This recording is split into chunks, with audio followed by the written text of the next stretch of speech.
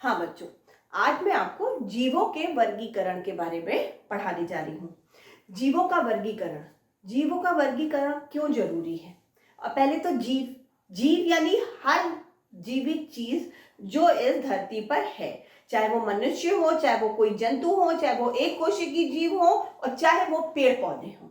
ठीक है, बैक्टीरिया, जीवाणु, ये सब वायरसेस, इन सब के बारे में ये होंगे जीव। और इनका वर्गीकरण आवश्यक क्यों है?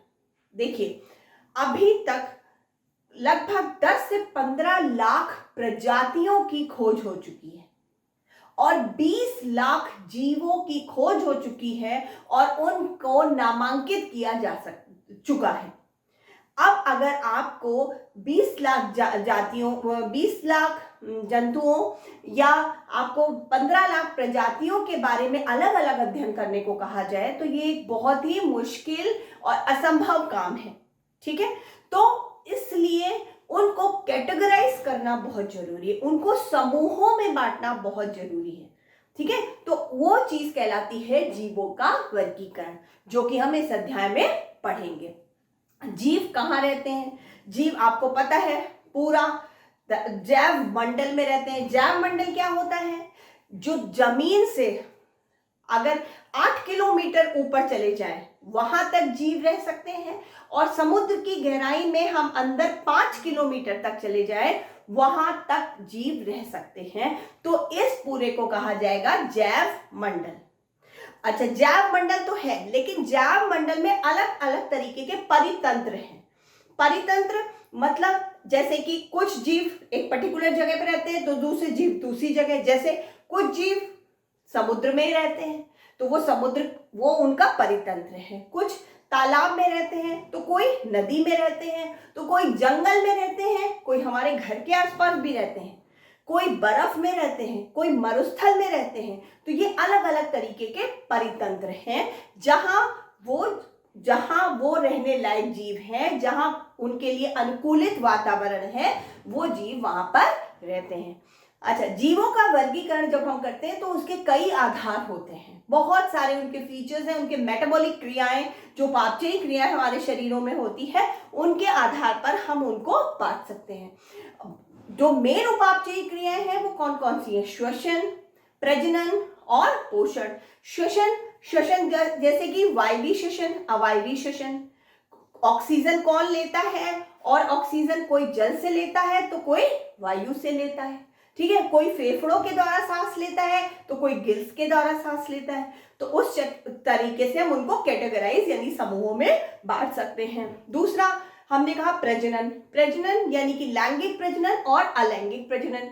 अलैंगिक प्रजनन में भी विखंडन, पुनर्जनन, द्विविभाजन, बहुत सारी प्रोसेसेस है। ठीक है, तो उस तरीके से हम उनको कैटेगराइज यानी कि उनके आधार पर हम उनको समूहों में बांट सकते हैं।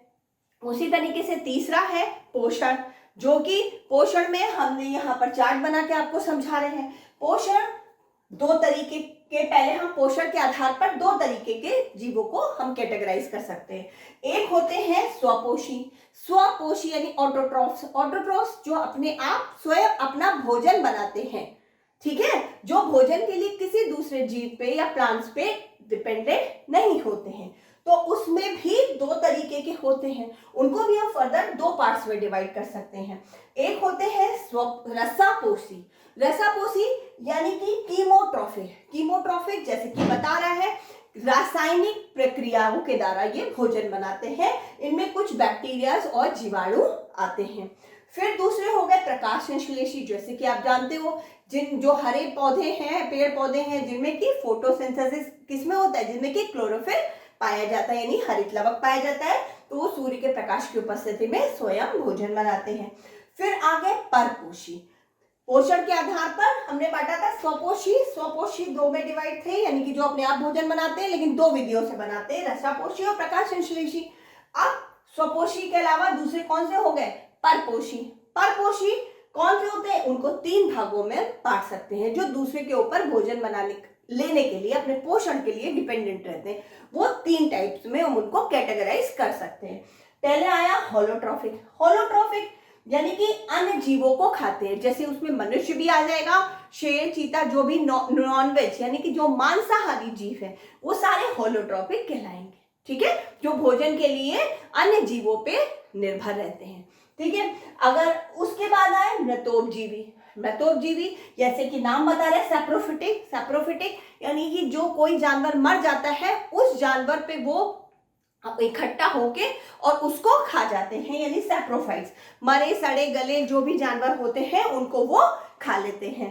अच्छा, फिर उसके बाद ये भी कुछ बैक्टीरियल्स और इसमें कवक आएंगे। कुछ बैक्टीरियल्स और कवक, आपने देखा होगा आपके घर के आसपास कोई डॉगी या कोई जानवर मर जाता है, थोड़े दिन बाद वो जानवर के अवशेष सिर्फ हड्डी वगैरह बचती, मांस सारा खत्म हो जाता है। वो कहाँ जाता है? यही सैप्रोफाइट्स उस पर आ जाते हैं और फिर उसको डिकम्पोज करके पूरा खत्म कर देते हैं।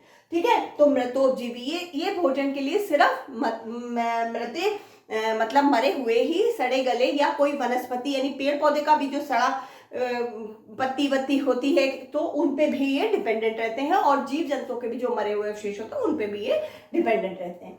फिर आए परजीवी। परजीवी परजीवी वो होते हैं जो दूसरे के द्वारा पचा हुआ भोजन खाते हैं। जैसे आए थे होलोट्रॉफिक, ये अन्य जीव को खा लेते हैं, फिर भोजन का पाचन खुद करते हैं। ये मरे सड़े गले जो भी जंतु होते हैं या वनस्पति अवशेष होते हैं उनके ऊपर डिपेंडेंट रहते हैं। ये आए परजीवी, यानी दूसरा भोजन बनाता है, उसको पचाता है, फिर उसका जब भोजन पच जाता है तो ये ले लेते हैं। ये हमारी आंत में भी कुछ बैक्टीरिया ऐसे ही पाए जाते हैं जो कि हमारी आंत में भी पाए जाते हैं, और बहुत से जंतुओं की आंतों में पाए जाते हैं ये बैक्टीरिया। उसके अलावा आपने देखा वनस्पति में एक बहुत बड़ा पेड़ होता है, उसके चारों तरफ एक बेल लपटी होती है, जैसे अमर बेल वगैरह एग्जाम्पल्स उसके होते हैं। तो ये क्या होते हैं, जब वो बड़ा पेड़ फोटोसिंथेसिस के द्वारा भोजन बनाता है, फिर वो जो उसका भोजन होता है, पचा हुआ भोजन पेड़ पौधों का क्या होता है, स्टार्च, यानी कि वो स्टार्च ये ले लेते हैं और किसी ना किसी तरीके से ऐसे ही उससे भोजन लेते रहते हैं, उस पर डिपेंडेंट रहते हैं। और ऐसे ही जो हमारी आंत में रहते हैं परजीवी, वो वहां से भोजन लेते हैं। तो परजीवी वो होते हैं, यानी कि जो परपोषी है वो 3 तरीके के हैं। पहले सारे जंतु यानी कि अन्य जीवों को जो खाते हैं जंतु हैं, हम लोग मनुष्य ये सब जंतुओं में आएंगे। दूसरे मृतजीवी जो सड़े मरे गले जो भी बढ़ जाता है, डिकम्पोजर्स इसको बोलते हैं, एक तरीके से सैप्रोफिटिक्स है ये। और उसके बाद परजीवी यानी कि जो दूसरे के द्वारा बनाया हुआ भोजन फिर खाया हुआ भोजन फिर उसको पाचन कर लेता है जब, तब ये उसको ग्रहण करते हैं। ठीक है, चलिए अब बताते हैं आपको। हाँ, अब आपको देखिए, वर्गीकरण पढ़ाने से पहले हम आपको यहाँ पर जैव विविधता के स्तर, यानी कि जो कुछ जीव जंतु पर्टिकुलर जगह पर रहते हैं, दूसरे जीव जंतु दूसरी जगह यानी परितंत्र में रहते हैं, तो उनमें विविधता है, तभी तो वो दूसरी जगह नहीं रह पा रहे। उनकी कुछ ऐसी क्रियाएं हैं, उनके कुछ ऐसे लक्षण हैं जिनमें चेंजेस हैं उन दूसरे पर्टिकुलर जगह पर रहने वाले जंतुओं से। तो ये कहलाती है जैव विविधता, यानी एक परितंत्र में एक तरीके के जीव, दूसरे परितंत्र में दूसरे तरीके के जीव। तो जैव विविधता ये कहलाती है। और अभी हम पढ़ेंगे जैव विविधता के स्तर। तो जो जैव विविधता होती है वो क्या क्या बेसिस होते हैं उनके। तो जैव विविधता जो होती है वो परितंत्रीय जैव विविधता होती है। पहले तो परितंत्रीय, जैसे मैंने आपको बताया कि एक परितंत्र में एक से जीव, दूसरे परितंत्र में दूसरे से जीव, क्योंकि वो वहीं के वातावरण में रहने के लिए अनुकूलित होते हैं, उनका शरीर वहीं में वातावरण में रहने के लिए अनुकूलित होता है। तो ये परितंत्रीय, जैसे कि अगर हम पोलर बियर है जो बर्फ में ही हमेशा रहता है साल भर, उसकी इतनी मोटी त्वचा, उसके ऊपर खूब मोटे मोटे फर है, उसके जो बाल हैं, वो अगर हमारे घरों के आसपास आ जाए, किसी गर्म क्षेत्र में आ जाए तो वहां नहीं रह सकता। और यहाँ पर रहने वाले जो जंतु हैं अगर वहां चले जाएं तो नहीं, क्यों? क्योंकि वो वहीं के वातावरण के लिए, ये यहीं के वातावरण के लिए अनुकूलित है। तो ये होती है कि परितंत्रीय जैव विविधता। लेकिन कुछ जीव होते हैं, जैसे कछुआ होता है, कछुआ स्थल में भी रहता है और कछुआ एक होता है पानी में भी रहता है, पूरे की शरीर एक, लेकिन उनके पैरों का जो होता है बनावट वो थोड़ी सी चेंज होती है। ऐसे बहुत सारे जीव होते हैं जो ऐसे, मेढक भी हम बोल सकते हैं। ठीक है, अच्छा, दूसरी आई जातियों की जैव विविधता। जातियों की जैव विविधता यानी कि एक परितंत्र में एक सी जातियां रहती हैं और वही वहां पर प्रजनन क्रिया करके उन्हीं की संख्या वहां पर बढ़ती जाती है। तो ये पर्टिकुलर एक जगह पर एक तरीके की जातियों की ही संख्या बढ़ जाती है, तो वहां पर ये यहाँ एक जाति यहाँ दूसरी तरीके के जंतुओं की जाति रहती है, तो ये होती है जातीय विविधता। ठीक है। और तीसरी आ गई जननिक जैव विविधता। जननिक जैव विविधता यानी कि आप जानते हो केंद्रक होता है कोशिका, शरीर, सभी के जीवों की शरीर की बनावट किससे होती है, स्ट्रक्चर पूरा खड़ा होता है कोशिका से। और कोशिका में क्या होता है, केंद्रक, केंद्रक में गुणसूत्र, गुणसूत्र में क्या होते हैं, जीन्स। तो पर्टिकुलर वही जीन्स जो है पीढ़ी दर पीढ़ी आगे बढ़ते जाते हैं प्रजनन क्रिया के द्वारा, और वहां पर एक तरीके के जो जीन्स के जो जंतु होते हैं उन्हीं की संख्या एक जगह अधिक होती है, दूसरी जगह दूसरे तरीके के, क्यों, किसके बेस पे होती है, वो जेनेटिक यानी कि जीन्स के बेस पर होती है। ठीक है। तो ये आ गए हमारे जैव विविधता के स्तर। अब संसार के सभी जीव 3 प्रभाव क्षेत्रों में वर्गीकृत हैं। जितने भी जीव होते हैं वो किस 3 प्रभाव क्षेत्र होते हैं। पहला होता है आर्कीबैक्टीरियस। आर्कीबैक्टीरियस उस तरीके के बैक्टीरियस होते हैं जो थर्मोफिलिक होते हैं, जो बहुत गर्म स्थानों पर ही रहते हैं। दूसरे आए यू बैक्टीरिया। यू बैक्टीरिया ये भी एक कोशिकीय होते हैं, ये जो होते हैं ये प्रोकैरियोटिक होते हैं, यानी इनमें कोई भी जो होती है वो कोशिका नहीं होती है, सुविकसित केंद्रक नहीं होता है इनमें, यू बैक्टीरियस में। ठीक है। अच्छा, ये प्रोकैरियोटिक होते हैं। तीसरे आए यूकैरिया।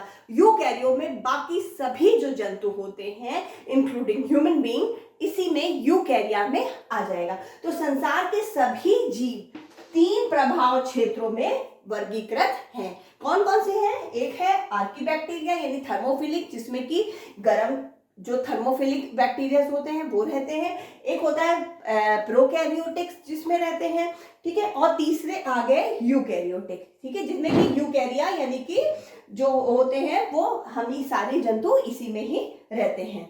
अच्छा, और अब इसके बाद जो है हम आपको वर्गीकरण के बारे में बताएंगे कि वर्गीकरण किन किन बेसिस पे होता है। अभी हमने आपको जैव विविधता, ये छोटा सा है ना, इसके लेसन 19 में बीच में पार्ट था तो वो क्लियर करा।